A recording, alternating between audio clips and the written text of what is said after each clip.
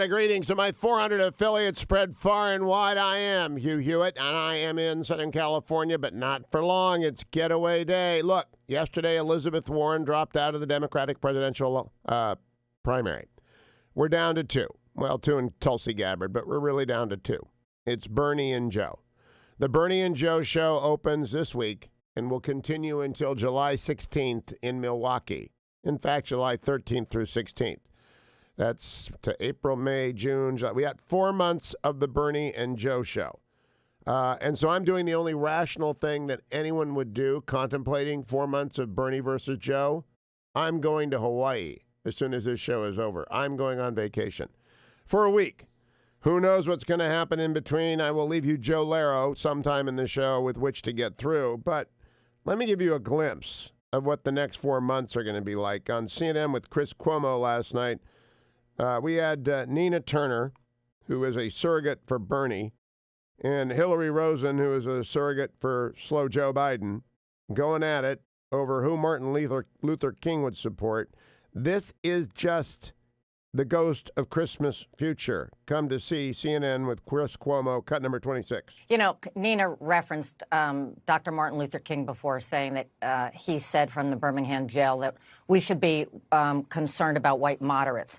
That's actually not what Martin Luther King said. What he said is we should be worried about the silence of white moderates. Are you kidding me? Nina, wait. No, she's making a language point. What he said was we should worry about the silence of white moderates. And what we have in Joe Biden is a man who is not silent. He has a long record. And many votes that in today's world feel like the wrong thing were the wrong thing. And he has discussed that over and over again, as Bernie Sanders did on the gun votes and other things. So we can be talking about votes from 20 years ago, or we can be talking about people's values and who they trust. Last quick point. And that's what Joe Biden's going to be talking about. Last quick point to you, Nina. What Reverend Dr. Martin Luther King Jr. was talking about, he said it is the point that the white moderate wants things to be comfortable, and instead of focusing in on that, the bigger threat is not necessarily the white KKK member, but more the white moderate that is more comfortable with keeping things the same or pretending like there is no tension. Don't use Martin Luther King against Joe Biden. You don't have that. You don't have that standing. First of all, I'm sorry, you don't. Don't tell me what kind of standing I have as a black woman in America. How dare you? You have a lot of standing as a black woman in America. You don't have the standing to attack Joe Biden using Martin Luther King's words. I didn't attack anybody. You're taking it that way. Listen, don't dip into what I have to say about the Reverend Dr. Martin Luther King Jr. How dare you, as a white woman, sit up here and try to tell me, try to tell me what I'm supposed to feel and what I'm doing right now. I'm out of time on this. That's something wrong. Chris, I didn't jump in on her, Nina, though. And then she wants to jump in on me and give me a it's not nobody jumping in on anybody. You guys are in the same party. This is what you guys have to figure out. You're in the same party. No, they're not. They're in the same race, and that race is the human race, and that human race is going to be watching with popcorn for the next 4 months. That's just a glimpse, friends. That was last night. That's Bernie and Joe for the next 4 months. Now, meanwhile, Donald Trump handling the coronavirus, by the way, update on the coronavirus, around the entire world. And I always give you for context, 36,000 Americans will die in car crashes this year in America. I'm not talking about the whole world, but this morning. There are 98,433 cases of coronavirus that are known. There are probably millions that aren't known. There have been a grand total, and it's very sad in each case, but 3,384 people have died from coronavirus. 55,189 people have recovered. Did you hear me say at the beginning of the show, I'm jumping on a plane, I'm going to Hawaii? I haven't been there in 7 years. Then I'm coming back from Hawaii and going to Washington, D.C. with a stop in California in between. Then I'm going to New York on the train. Then I'm going back to D.C., then I'm coming back here. That's my life is planes, trains, and automobiles. And it isn't going to stop. And if I get the coronavirus, I imagine I will recover because I am not in the age group of above 70-year-olds who have other impairments to their health or people of lower age with immune system deficiencies. But I don't minimize it. I just think people are responding crazily. I'm still taking the Hugh cruise from Paris to Normandy.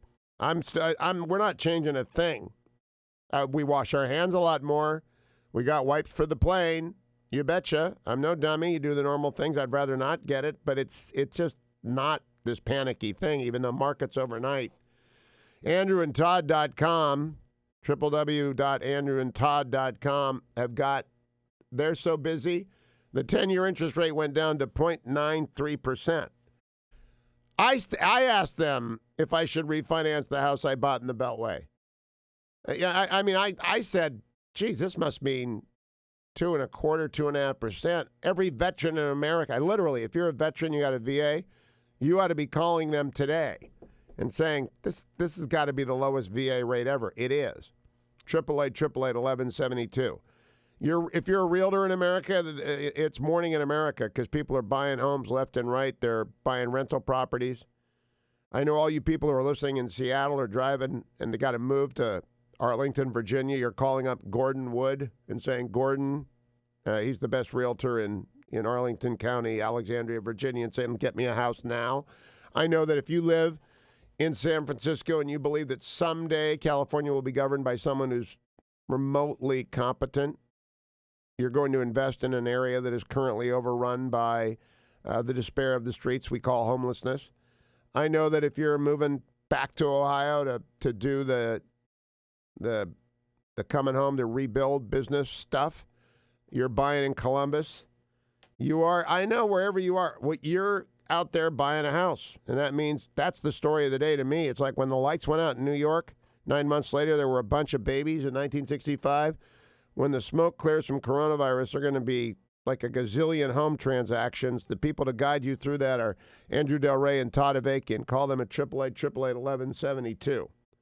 Donald Trump went out last night and got on Fox News and began his part to just get people to think clearly about this. Cut number 13, Donald Trump with Sean Hannity on Fox News. Well, I think the 3.4% is really a false number. Now, this is just my hunch, but based on a lot of conversations with a lot of people that do this, because a lot of people will have this, and it's very mild. They'll get better very rapidly. They don't even see a doctor. They don't even call a doctor. You never hear about those people, so you can't put them down in the category of the overall population in terms of this corona flu and or virus. So you just can't do that. So if we have thousands or hundreds of thousands of people that get better just by sitting around and even going to work. Some of them go to work, but they get better. And then when you do have a death, like you've had in the state of Washington, like you had one in California, I believe you had one in New York, all of a sudden it seems like 3 or 4%, which is a very high number, as opposed to a fraction of 1%. But again, they don't know about the easy cases because the easy cases don't go to the hospital. They don't report to doctors or the hospital in many cases. So I think that number is very high. I think the number, personally, I would say the number is way under 1%.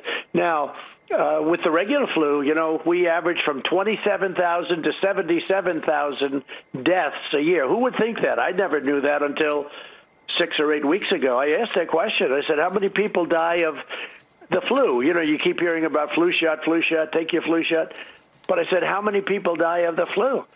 And they said, sir, we lose between 27,000 and, somewhere in the 70s. I think we went as high as 100,000 people died in 1990, if you can believe that. But a lot of people, regardless. I think it averages about 36,000 people a year. So I said, wow. And that's a percentage that's under 1% very substantially. So it'd be interesting to see what that difference is. But again, a lot of people don't report because they get the coronavirus and they get better relatively quickly. Not that severe.